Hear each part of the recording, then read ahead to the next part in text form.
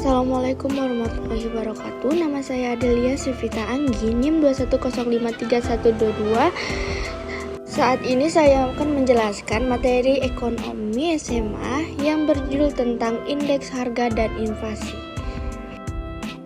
Topik indeks harga dan inflasi.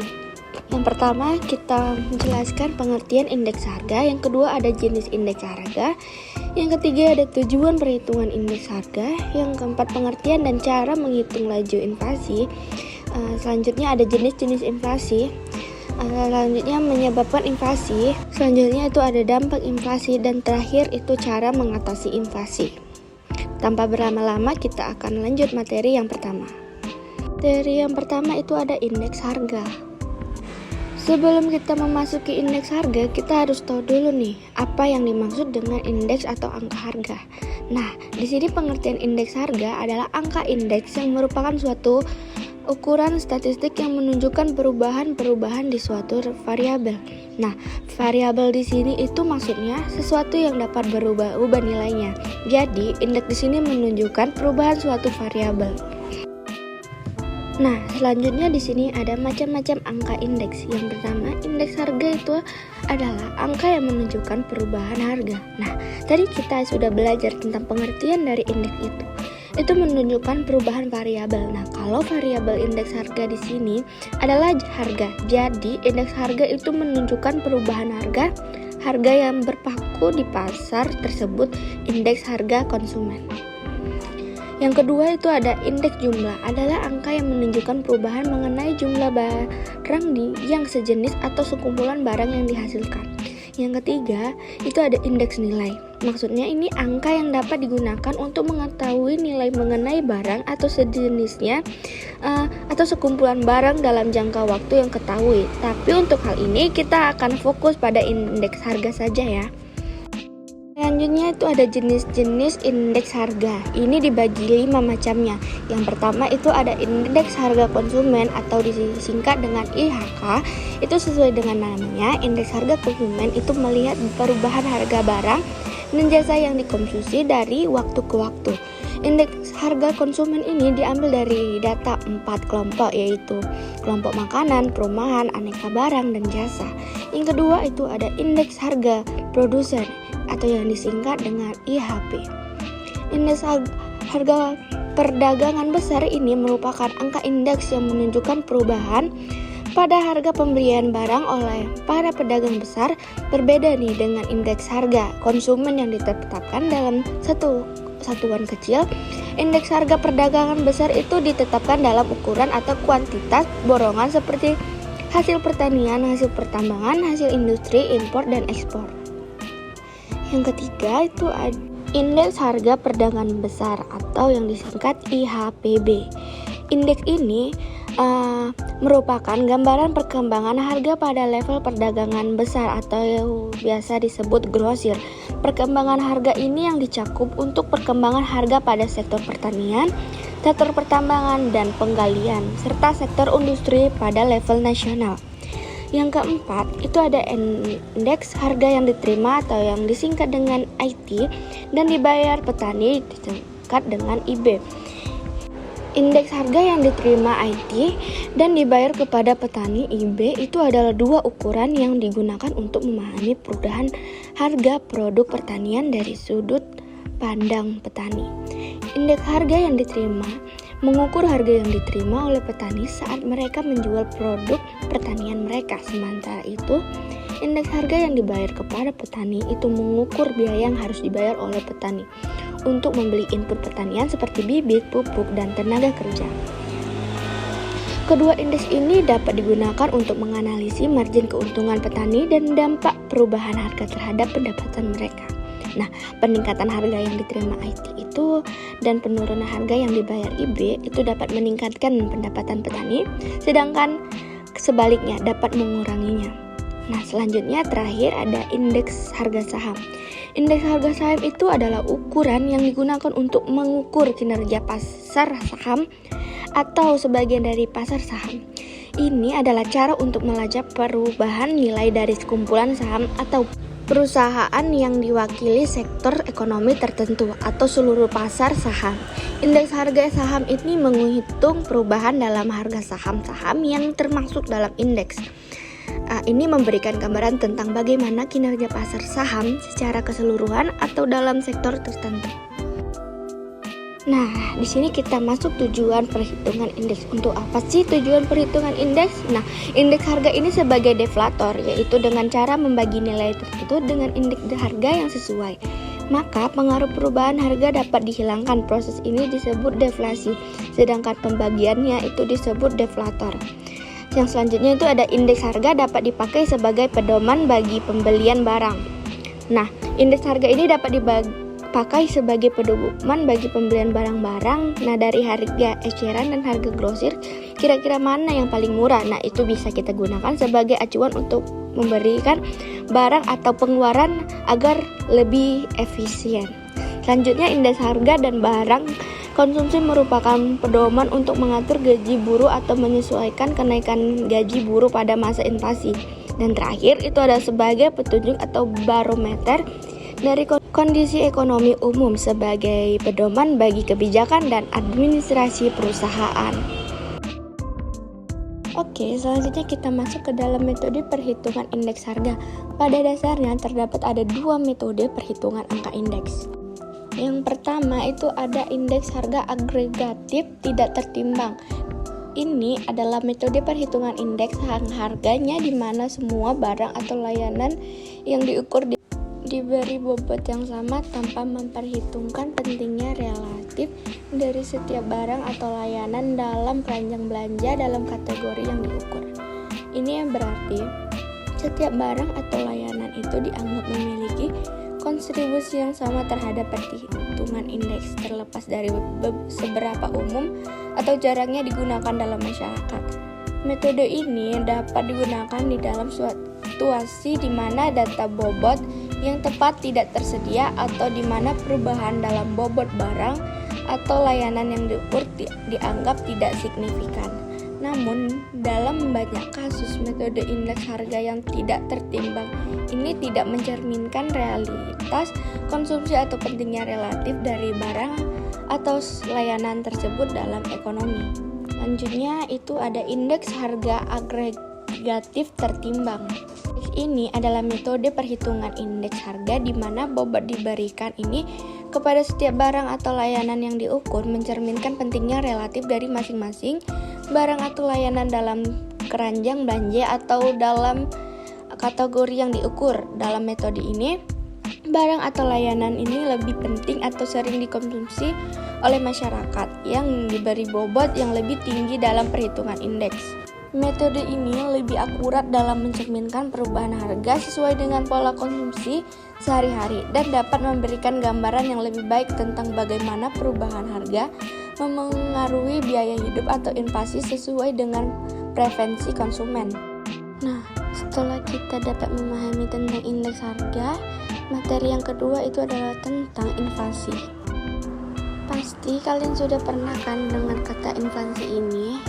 Inflasi adalah suatu proses meningkatnya harga-harga barang secara umum terus-menerus atau biasa disebut kontinu.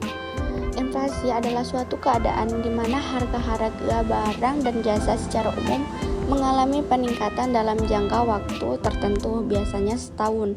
Ini mengakibatkan adanya daya beli mata uang berkurang. Artinya dengan sejumlah uang yang sama, mungkin Anda tidak dapat membeli sebanyak yang Anda bisa sebelumnya.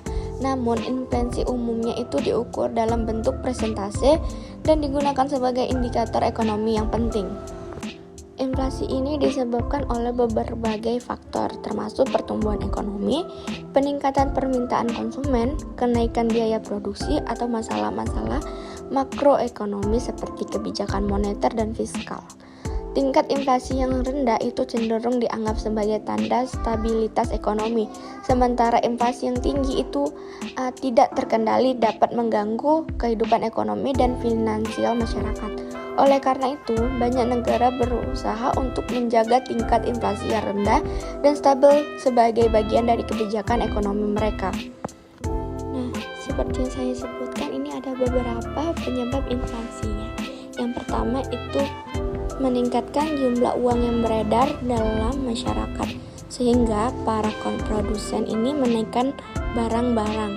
Ini menggambarkan suatu situasi yang sering disebut dengan sebagai inflasi yang dipicu oleh peningkatan permintaan. Inflasi jenis ini terjadi ketika jumlah uang yang beredar dalam masyarakat meningkat secara signifikan dan konsumen ini memiliki lebih banyak uang untuk dibelanjakannya. Akibatnya, permintaan terhadap barang dan jasa meningkat yang dapat mendorong produsen untuk menaikkan harga barang mereka. Selanjutnya itu ada kenaikan biaya produksi atau disebut cost push inflation. Kenaikan biaya produksi ini dikenal sebagai cost push inflation. Ini adalah salah satu penyebab inflasi yang umum. Ini terjadi ketika biaya produksi barang dan jasa meningkat secara signifikan. Ini bisa jadi tantangan serius bagi perekonomian karena dapat mengakibatkan penurunan daya beli masyarakat jika harga barang dan jasa terus meningkat. Bank sentral dan pemerintah sering berusaha untuk mengendalikan kenaikan biaya produksi ini melalui berbagai kebijakan ekonomi seperti mengatur inflasi target atau kebijakan fiskal. Selanjutnya itu ada kenaikan permintaan melebihi pemasaran atau di atas kemampuan berproduksi atau disebut dengan demand pull inflation. Ini terjadi ketika permintaan konsumen dan investasi meningkat lebih cepat daripada kemampuan produksi barang dan jasa dalam perekonomian.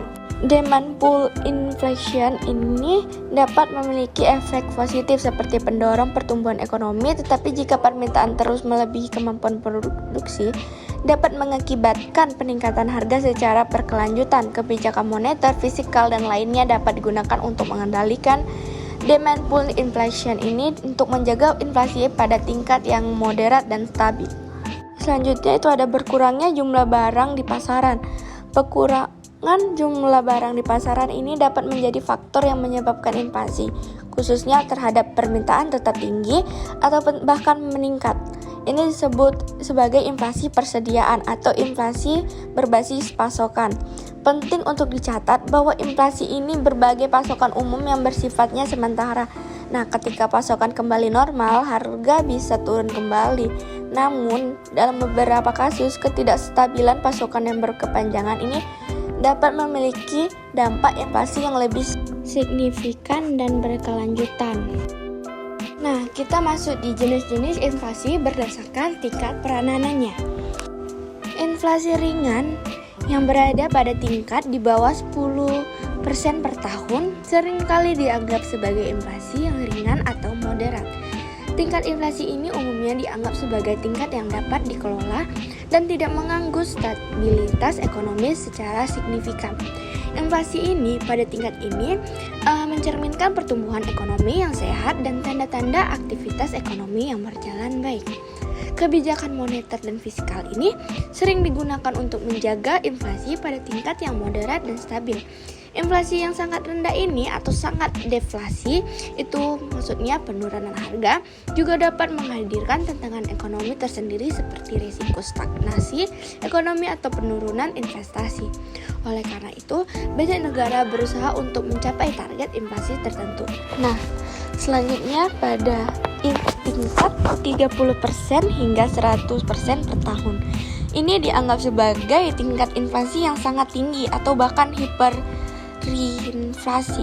Hiperinflasi ini adalah ekonomi ekstern yang dimana harga-harga barang dan jasa itu melonjak secara luar biasa cepat dan menciptakan ketidakstabilan ekonomi yang parah bagi masyarakat yang mengalami hiperinflasi ini.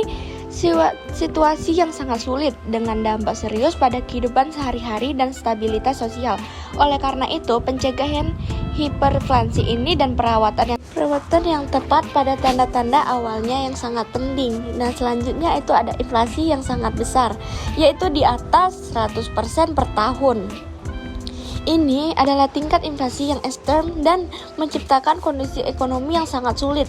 Dalam kasus inflasi ini yang sangat tinggi, harga-harga barang dan jasa itu dapat meningkat secara dramatis dalam waktu yang singkat, dan mata uang lokal dapat mengalami devaluasi yang cepat dan signifikan. Materi selanjutnya itu adalah dampak-dampak inflasi. Nah, yang pertama itu terhambatnya pertumbuhan ekonomi negara karena berkurangnya investasi dan minat menabung. Nah, kurangnya investasi dan minat menabung ini memiliki dampak yang signifikan pada pertumbuhan ekonomi di suatu negara. Keduanya adalah faktor penting dalam pembentukan dasar ekonomi yang kuat. Nah, untuk mengatasi permasalahan ini, pemerintah dan otoritas ekonomi itu sering mengambil berbagai langkah, termasuk merangsang investasi dengan kebijakan fiskal dan moneter yang tepat, mempromosikan minat menabung melalui insentif pajak atau program pendidikan keuangan, serta menciptakan iklim bisnis yang kondusif untuk pertumbuhan ekonomi, investasi, dan minat menabung yang sehat. Itu adalah faktor yang sangat penting dalam membangun ekonomi yang kuat dan berkelanjutan. Selanjutnya ada masyarakat berpenghasilan rendah tapi tidak terjangkau harga barang yang mengalami kenaikan harga dan barang, terutama ketika tingkat inflasi tinggi, dapat memiliki dampak yang lebih signifikan pada masyarakat berpenghasilan rendah. Nah, untuk mengatasi dampak negatif ini, pemerintah seringkali berupaya untuk melindungi masyarakat berpenghasilan rendah dengan mengimplementasikan program jaringan pengamanan sosial.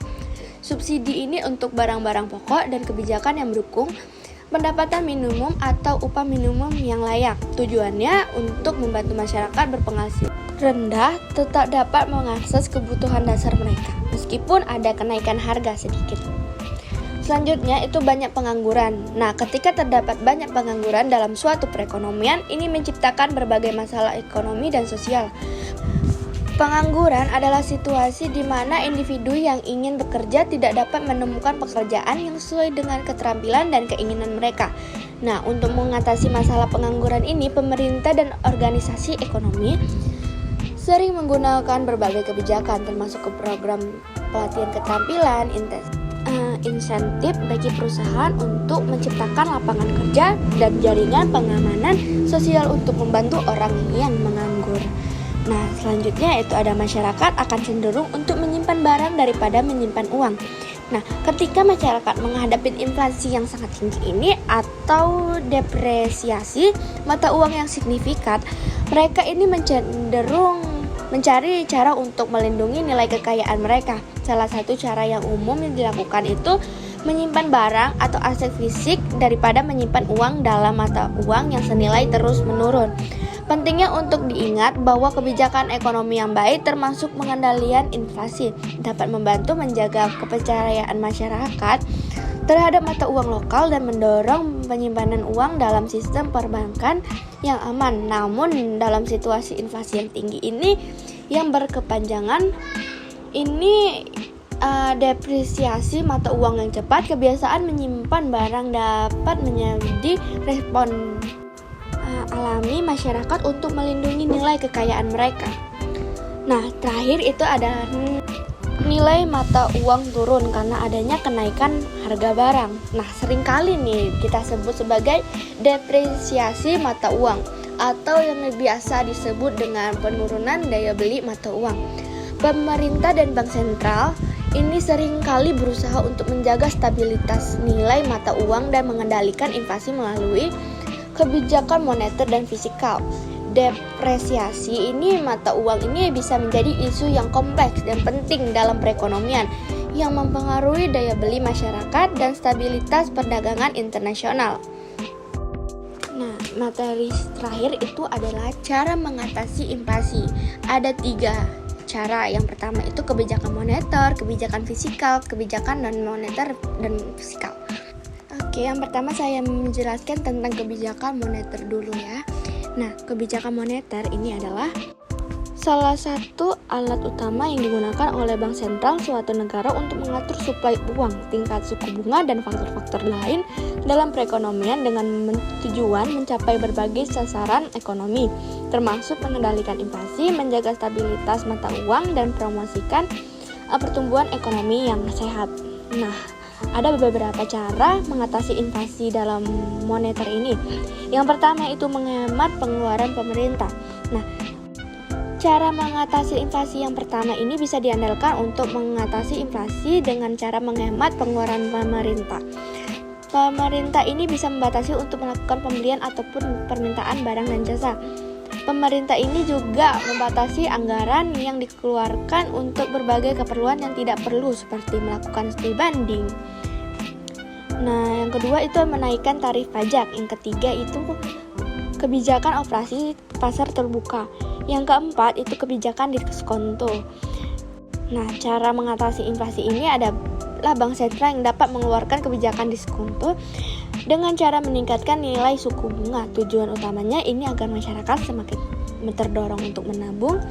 Dengan demikian dapat diharapkan jumlah uang yang beredar ini masih kurang dan nilai inflasi bisa ditekan lebih baik. Nah, terakhir ini ada cara menetapkan harga maksimum untuk beberapa jenis barang.